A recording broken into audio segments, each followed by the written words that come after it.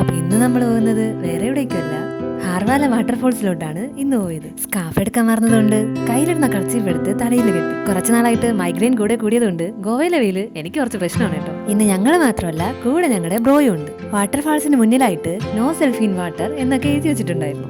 അതിപ്പോ സെൽഫി എടുക്കാൻ പാടില്ല എന്ന് പറഞ്ഞാലും നമ്മൾ എടുക്കുമല്ലേ.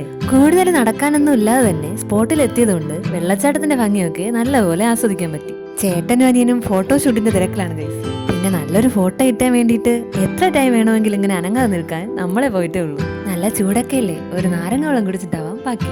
തിരിച്ചു പോകുന്ന വഴിക്ക് വേറൊരു സ്പോട്ട് ശ്രദ്ധയിൽ വിട്ടു, റോക്ക് കട്ട് കേവ്സ്. മനസ്സിലായില്ലേ, പാറ വെട്ടിയുണ്ടാക്കിയ ഗുഹ. കുട്ടുവാനുള്ളിൽ കയറിയപ്പോ ഞാൻ ചോദിച്ചു, ഇതാര് ജയിലിൽ കയറാൻ പോകുന്ന പ്രതിയാണോ? തൊട്ടുപിറകെന്ന് ദേ അടുത്താണ്. രണ്ടുപേരും കയറിയ സ്ഥിതിക്ക് ഞാൻ കയറാതെങ്ങനെ? സത്യം പറയാലോ, അതിനുള്ളിൽ എന്താണെന്ന് എനിക്ക് മനസ്സിലായില്ല കേട്ടോ. പാറയും മണ്ണൊക്കെ ഉപയോഗിച്ച് കുറച്ച് രൂപങ്ങളൊക്കെ ഉണ്ടാക്കി വെച്ചിട്ടുണ്ട്. അപ്പോഴേക്കും വിശപ്പിന്റെ വിളിയും വന്നു. അങ്ങനെ നേരെ ഫുഡ് കഴിക്കാൻ വേണ്ടിയിട്ട് ഗ്രീൻ വാലിയിലോട്ട് പോയി. മെനു ഒക്കെ എത്ര ടൈം നോക്കിയാലും അവസാനം ഒരു ചിക്കൻ ബിരിയാണി. അതാണല്ലോ അതിന്റെ ഒരു രീതി. പിന്നെ ഗോവയിൽ വന്ന ശേഷമാണ് കുറച്ചെങ്കിലും വെറൈറ്റി ഫുഡ് ട്രൈ ചെയ്ത് തുടങ്ങിയത്. Baby corn fry, chicken tandoori, prawn rava fry, butter naan, പിന്നെ dal curry, chicken maharaja rice, ഇതൊക്കെയായിരുന്നു ഓർഡർ ചെയ്തിരുന്നത്. ഇതെല്ലാം നമുക്ക് ഇഷ്ടപ്പെടുന്നു പറഞ്ഞത് കുട്ടു തന്നെയാണ് കേട്ടോ. ഫസ്റ്റ് ഞാൻ ട്രൈ ചെയ്തത് പ്രോൺ റവ ഫ്രൈ ആണ് കേട്ടോ.